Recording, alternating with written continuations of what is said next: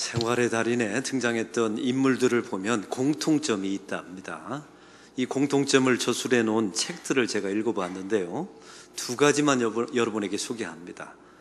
자기 분야의 생활의 달인이 된 사람들의 첫 번째 공통점은 인생에 한 번인가는 왕창 망해본 경험이 있답니다. 그래서 지금의 업종을 선택하게 되었고, 이것이 자기의 생명줄이다, 이거 놓치면 나는 길이 없다, 이런 절박감을 가지고 일하게 될 때 달인의 지경까지 이르게 되었다는 사실이죠. 두 번째 특징은 그렇게 왕창 망했을 때 옆에서 기다려주고 인내해 주었던 아내들이 있었답니다. 여보, 힘들지 않으세요? 내가 옆에 지켜보고 있어요. 당신 내가 기다려줄 수 얼마든지 있으니까 힘내세요. 이렇게 믿어주고 옆에서 기다려주었던 아내가 있을 때 생활의 달인이 되었다는 것입니다. 사랑하는 성도 여러분, 사람이란 존재가 혼자의 힘으로 달인의 지경까지 갈 수는 없는가 봅니다. 주변에 좋은 사람들이 함께 할 때 사람들은 힘을 얻어서 그 인생의 여정을 걸어갈 수 있게 되는 것이죠. 1964년도에 도쿄 올림픽이 있었습니다. 그때 경기장을 짓는데 장소가 부족해서 확장을 하게 되었다네요. 그래서 경기장 옆에 있는 집을, 3년 된 집을 뜯게 되었습니다. 인부들이 이제 그 집을 뜯을 때 지붕을 걷어내니까 기가 막힌 장면이 펼쳐져 있더랍니다. 대못이 박혀 있는데 그 대못 끝자락에 도마뱀의 꼬리가 박혀 있더라는 거예요. 너무나 신기해서 사람들이 주인에게 물어보았습니다. 이 집을 지은 지가 얼마나 됐습니까? 3년 되었습니다. 3년 전에 이 천장을 만들 때 대못을 친 적이 있죠. 이해가 되십니까? 3년 전에 대못을 쳤을 때 박혔던 도마뱀이었던 겁니다. 그러면 굶어 죽어야 되는 것 아닙니까? 그래서 너무나 신기해서 공사장 인부들이 공사를 멈추고 밤중에 무슨 일이 일어나는가 지켜보았답니다. 그런데 이게 웬일입니까? 다른 도마뱀 한 마리가 쪼르르 달려와서 먹을 걸 물어다가 입에 먹여주더라는 겁니다. 그래서 3년간 버텨냈던 것이죠. 저는 이 이야기를 들으면서, 이게 실화였거든요. 이 이야기를 들으면서 저는 우리의 성도들 가운데 이런 마음이 들었어요. 인생에 대못이 박힌 분들이 계십니다. 꼼짝달싹 못하고 움직이지도 못하는, 영적으로 마음으로 대못이 박힌 교인들이 계세요. 이런 성도들이 살아내려면, 버텨내려면 누군가가 영적인 양식을 물어다 주는 사람들이 있어야 합니다. 그 사람들을 격려하고 육체적인 필요를 채워주고 영적인 필요를 채워주는 사람들이 있어야만 이 험난한 세상에서 견딜 수 있다는 사실입니다. 오늘 말씀에 보면 사도 바울도 마찬가지입니다. 사도 바울이 훌륭한 사도이지요. 근데 자기 혼자의 힘으로 사도가 된 것은 아니었습니다. 이 사도 바울 주변에 보면 하나님께서 붙여주신 육체적인 필요를 채워주었던 사람들이 있었고요, 또 영적인 필요를 채워주었던 사람들이 따로 있었습니다. 오늘 본문에 보면 고린도에 있는 바울입니다. 하나님께서 이 고린도에 있었던 사도 바울에게 붙여주신 첫 번째 사람 기억나십니까? 바로 아굴라와 브리스길라 부부였습니다. 이 아굴라와 브리스길라 부부는 본도 출신 사람이었습니다. 본도까지 가게 된 계기가 있었죠. BC 587년도에 자기의 조상들이 남유다가 멸망당합니다. 그래서 전 세계 디아스포라, 뿔뿔이 흩어진 유대인들이 돼버려요. 자기의 부모님들이 신앙을 지키기 위해서 찾아간 곳이 본도라고 하는 지역이었습니다. 그 본도에서 나중에 베드로의 설교를 듣고 아굴라와 브리스길라 부부가 예수를 믿게 됩니다. 그들의 여정은 그 다음에 로마로 이주하게 됩니다. 로마에 이주해서 자기들이 가지고 있었던 천막 만드는 기술을 통하여 생계를 이어갑니다. 그래서 정착을 하게 되고 돈도 벌게 되고 안정을 취하게 됩니다. 바로 그때 어떤 일이 일어났습니까? 바로 로마 시내 안에 유대인들의 쿠데타가 일어났어요. 이것이 진압된 후에 로마 황제가 모든 유대 사람은 로마에서 떠나라라고 말하는 축출령을 내리게 됩니다. 추방령을 내리게 됩니다. 이때 아굴라와 브리스길라는 자기의 모든 재산과 자기의 모든 것을 내려놓고 도망치듯이 고린도로 갈 수밖에 없었습니다. 그리고 고린도에 찾아간 아굴라와 브리스길라는 거기서 생업이었던 또 청막 만들기 장사를 하면서 지내고 있었지요. 마침 그때 고린도에 찾아왔던 사도 바울이 먹을 것, 입을 것, 잘 것이 없었습니다. 사도 바울은 전심에서 복음을 전하고 싶었지만 생계가 해결되지 않았습니다. 그래서 천막 만들기 기술을 가지고 있었거든요. 그래서 찾아간 사람이 아굴라, 브리스길라와 만나게 됩니다. 사랑하는 성도 여러분, 오늘 성경에 보면 하나님께서 아굴라와 브리스길라 부부를 통하여 사도 바울의 육적인 필요를 채워주었습니다. 먹을 것, 입을 것, 잘 것, 심지어 예배 드릴 것까지 공급해 주었어요. 사도 바울은 이 사람들에 대하여 뭐라고 말했습니까? 저들은 나를 위하여 목이라도 내어놓을 만한 사람이다 라고 칭찬합니다. 그리고 사도 바울이 나중에 로마로 압송당하게 될 때 아굴라와 브리스길라가 먼저 가서 옥바라지를 하게 됩니다. 육체적인 모든 필요를 다 채워준 것입니다. 사랑하는 성도 여러분, 여러분이 이런 동력자와 이런 교인을 만난다면 여러분은 어떻겠습니까? 얼마나 고마울까요? 아굴라와 브리스길라 부부가 바울을 찾아와서 이렇게 말하는 겁니다. 염려하지 마세요. 당신에게 입을 것, 먹을 것, 재울 것 다 채워줄 테니까 열심히 복음을 증거하세요. 예배 드릴 처소도 제가 마련해 드릴 겁니다. 그 대신 시간 남을 때마다 당신의 기술을 우리의 가정을 위해서 사용해 주세요. 이런 사람을 만나면 여러분 얼마나 힘이 날까요? 얼마나 좋겠습니까? 사랑하는 성도 여러분, 그런데 사역자는 육체적인 필요만 채워진다고 좋은 사역자가 되는 것은 아니에요. 그 다음에 한 걸음 더 나아가서 영적인 필요가 채워줘야 합니다. 이 아굴라와 브리스길라는 사도 바울에게는 육체적인 필요를 채워주기에는 아주 완벽한 사람이었습니다. 먹을 것, 입을 것, 잘 것을 다 주었으니까요. 근데 사람은요, 빵만으로는 못 사는 겁니다. 먹을 것, 입을 것, 잘 것이 없습니다. 그런데 하나님께서 극적으로 아굴라와 브리스길라를 만나게 해주셨지요? 여기까지는 좋은데 영적인 갈증, 갈망이 있습니다. 내가 여기서 도대체 무엇을 할 수 있을까? 바로 그때 하나님께서 오늘 성경에 실라와 디모데를 만나게 하십니다. 오늘 5절은 이렇게 시작합니다. 우리 5절을 다 같이 읽겠습니다. 실라와 디모데가 마게도냐로부터 내려오매 바울이 하나님의 말씀에 붙잡혀 유대인들에게 예수는 그리스도라 밝히 증언하니. 실라와 디모데가 고린도에 있었던 사도 바울과 합류를 했답니다. 그러면 사도 바울의 여정을 한번 보실 필요가 있어요. 사도 바울은 앞전에 마게도냐 지역, 지금으로 말하면 데살로니가 지역에서 복음을 전했습니다. 그런데 이것을 그 당시에 유대인들이 너무 싫어했어요. 불량배들을 동원해서 사도 바울을 선동해서 핍박합니다. 이때 사도 바울은 자기의 목숨을 지키기 위해서 베레아로 도망갈 수밖에 없었습니다. 이때 동행했던 사람이 오늘 성경에 나와 있는 실라와 디모데였습니다. 이 베레아에서 복음을 전할 때 데살로니가에 있었던 그 불량배들이 추격해서 따라와서 다시 핍박을 가합니다. 그래서 이 베레아 교인들이 이 사도 바울을 아테네로, 지금의 아덴으로 보내게 되지요. 근데 이때 이 과정 중에 사도 바울은 실라와 디모데를 베레아에 남기게 됩니다. 이 마게도냐 지역에 남기게 되는 거예요. 왜냐하면 복음을 전했잖아요. 그러면 무책임하게 그냥 떠날 수가 없었던 겁니다. 아테네에 도착한 사도 바울은 자신을 데려다 준 교인들에게 이런 부탁을 합니다. 속히 남겨져 있는 실라와 디모데가 나를 찾아오게 해달라고요. 왜요? 사도 바울이 베레아에 보냈으니까 이제 베레아 교인들이 어떻게 됐는지, 교회가 세워졌는지, 예수는 잘 믿고 있는지 소식을 듣고 싶었던 것입니다. 그래서 돌아온 거예요. 오늘 성경에 보면 바로 아테네에 도착한 사도 바울이 다시 실라와 디모데를 마게도냐 지역으로 또 다시 보내게 됩니다. 왜냐하면 이 데살로니가 교회가 정말로 설 수 있을까? 자생할 수 있을까? 내가 전한 복음이 정말로 열매가 있는 것일까? 확인해보고 싶어서 보낸 것입니다. 그래서 사도 바울은 다시 아테네를 거쳐서 고린도까지 왔지요. 고린도에 왔을 때 실라와 디모데가 데살로니가 소식을 가지고 오늘 고린도에서 만나게 된 것입니다.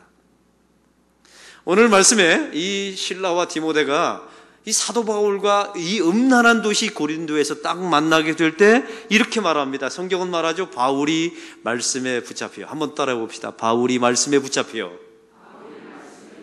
바울이 말씀에 붙잡혀. 사랑하는 성도 여러분, 바울이 말씀에 붙잡혀 고린도에서 말씀을 전했답니다. 여러분, 지금까지 이전에는 사도 바울이 말씀에 안 붙잡히지 않았다는 말일까요? 그렇지 않습니다. 이전에도 말씀에 붙들려서 복음을 전했지요. 오늘 본문의 이야기는 이런 이야기입니다. 실라와 디모데가 내려왔어요. 그런데 사도 바울이 만나자마자 더 힘이 났다는 겁니다. 원문에 의하면 영적으로 더 힘을 공급받았다는 거예요. 그리고 하나님의 복음을 전하는 일에 더 집중해서 복음을 전했다는 원문의 내용입니다. 사랑하는 성도 여러분, 사도 바울이 실라와 디모데가 만나는 순간에 힘을 내었습니다. 영적인 동기부여를 받았습니다. 그래서 하나님의 사역에 더욱 전심전력했다는 겁니다. 왜요? 여기는 이유가 있었어요. 실라와 디모데가 사도 바울에게는 영적인 동역자였던 겁니다. 육체적인 필요를 채워주는 사람을 넘어서서 영적인 필요를 채워주기 위해서 하나님께서 세워준 사람이 실라와 디모데였다는 거예요.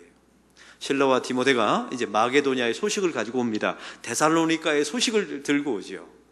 그 소식의 첫 번째가 뭔지 아십니까? 헌금을 들고 옵니다. 데살로니가 교회가 세워졌어요. 사도 바울은 쫓기듯이 도망가듯이 데살로니가에서 복음을 전하고 도망 나왔네요. 근데 교회가 세워졌어요. 성도들이 점점 많아졌습니다. 여러분, 그리고 놀라운 사실은 그들이 헌금을 내기 시작한 겁니다. 그래서 고린도에서 사도 바울이 고생하고 있다는 소식을 들었을 때 그 사도 바울을 위하여 헌금을 모아서 실라와 디모데의 손을 통하여 보낸 것입니다. 그게 고린도후서 11장 9절에 나와 있어요. 사랑하는 성도 여러분, 이 데살로니가 교회가 세워진 겁니다. 열매가 없을 줄 알았어요. 아마 흔적도 없이 사라질 것이다, 이렇게 상상했던가 봅니다. 그래서 혹시나 해서 실라와 디모데를 확인차 보낸 것이죠. 가봤더니 열매가 있는 겁니다. 헌금은 아무나 하나요? 여러분, 초신자들은 헌금하지 못합니다. 여러분, 이게 성경에 하나님께서 물질을 달라 하신 이유가 있어요. 거기는 마음이 있기 때문에 그렇습니다. 예수를 처음 믿은 사람들이 하나님께 마음 드리기가 사실은 쉽지 않아요. 2, 3년 오래 예수 믿어야 사실은 교회에 하나님을 위해서 헌금을 내는 법이에요. 근데 데살로니가 교회가, 데살로니가 성도들이 사도 바울을 위해서 헌금을 드릴 정도로 성숙해졌다는 소식을 들은 것입니다. 이게 얼마나 기뻤겠습니까? 나는 도망 왔습니다. 복음을 전하고 나는 빠져나올 수밖에 없었어요. 정말 열매가 있을까? 하나님이 정말 일하신 게 맞는가? 내 삶은 의미가 있었던 것인가? 여러분, 이런 마음의 궁금증과 낙심을 가졌던 거예요. 그리고 고린도에서 그 거대한 신전의 도시, 절망할 수밖에 없었고 먹을 것조차 없는 상황에 만나게 된 것이죠. 육체적인 필요는 아굴라와 브리스길라를 통해서 공급받았어요. 근데 사람은 육체적인 필요만으로 살 수는 없는 존재입니다. 그래서 하나님께서 실라와 디모데를 통하여 당신의 사역은 헛된 것이 아니었습니다. 봐요, 열매가 있습니다. 헌금을 보십시오. 이 사람들이 당신의 사역을 위해서 헌금을 거둬줬습니다. 사랑하는 성도 여러분, 이게 돈의 많고의 적음의 문제가 아니에요. 그들이 교회가 세워졌다는 것, 내 사역이 헛되지 않았다는 것, 그들이 점점 성숙해져 가고 있다는 것, 여기에 용기를 얻은 겁니다. 그래서 사도 바울이 말씀에 붙잡혀, 오늘 성경은 이렇게 말하는 겁니다. 제가 세문안교회에서 19년 전에 부목사를 했었어요. 세문안교회는 우리 한국교회에서 제일 오래된 교회입니다. 언더우드 선교사가 창립한 교회이죠. 제가 부목사로 갔을 때 그 교회 안에 단기 선교팀이 없었어요. 교회는 오래됐는데 선교사가 세웠는데 교인들이 단기 선교를 안 가는 겁니다. 어른들더러 가자고 했더니 죽는다고 안 간다고 그래요. 그래서 제가 초등학생과 중학생으로 태국 단기 선교팀을 조직했어요. 그랬더니 성인들이, 어른들이 말리더라고요. 요 목사님, 사고 나면 당신이 책임질 겁니까? 당신이 겁도 없이 어떻게 어린 아이들을 데리고 단기 선교를 갑니까? 그때 겁나던데요. 책임지라고 하니까. 그래도 제 마음속에 하나님이 주신 감동이 있었어요. 그 감동을 가지고 초등학생과 중학생을 데리고 태국 단기 선교팀을 갔습니다. 그 차도 못 올라가는 오지에 아이들을 데리고 와서 일주일 내내 훈련하고 선교하고 공연하고 돌아왔습니다. 그리고 저는 그 세문안교회를 떠나서 소망교회를 거쳐서 안락교회 담임목사로 부임하게 되었죠. 저는 제 몸에 배어있기 때문에 우리 안락교회에 와서도 매년 단기 선교팀을 조직해서 지금도 우리 앙겔레스 필리핀으로 선교를 갑니다. 그런데 우리 교회 안에 조은준 선교사님이 순교하셨어요. 그때 제가 얼마나 낙심하고 실망했는지 모릅니다. 하나님, 드디어 올 게 왔군요. 혹시 이게 하나님께서 선교를 접으라는 뜻 아닙니까? 제 마음속에 이런 낙심이 있었어요. 그런데 마침 그때 세문안교회 교인이 저한테 전화를 왔어요. 목사님, 세문안교회가 목사님이 그 단기 선교팀을 조직하고 첫 번째 간 이후로 한 해도 거르지 않고 19년째 단기 선교를 가고 있습니다. 그리고 목사님이 선교회 데리고 왔던 그 콜리게들이 다 1년씩 나중에 대학생 졸업하고 나서 1년씩 자원봉사가 돼서 선교지에서 태국에서 봉사했습니다. 그리고 그들이 결혼해서 태국 단기 선교의 후원자들이 되었습니다. 목사님이 책임진 열매입니다. 이 말을 듣는데요, 제가 다시 해야지, 다시 일어서야지, 이게 하나님의 음성으로 들렸습니다. 그래서 또 그 다음에 조원주 선교사님 순교하신 다음에 다시 또 선교팀을 꾸려서 제가 앙겔로스로 또 가지 않았겠습니까? 사랑하는 성도 여러분, 목사도요, 자기 혼자 힘으로 버텨낼 수가 없습니다. 혼자의 힘으로 가정을 지켜낼 수 없어요. 주변에 이런 영적인 동기를 부여해주는 사람들이 있어야 합니다. 그래야 견딜 수가 있어요. 이 실라와 디모데는 누구입니까? 단순한 동역자가 아니었던 겁니다. 하나님께서 사도 바울의 영적인 필요를 공급해주기 위해서 세워주신 동역자였던 것입니다. 교회 안에 보면 영적인 필요를 공급해주는 사람들이 있어요.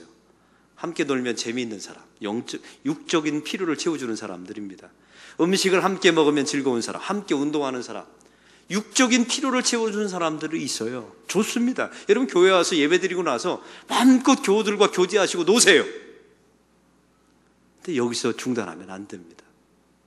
그걸로 끝나면 영적으로 무엇인가 허약해집니다.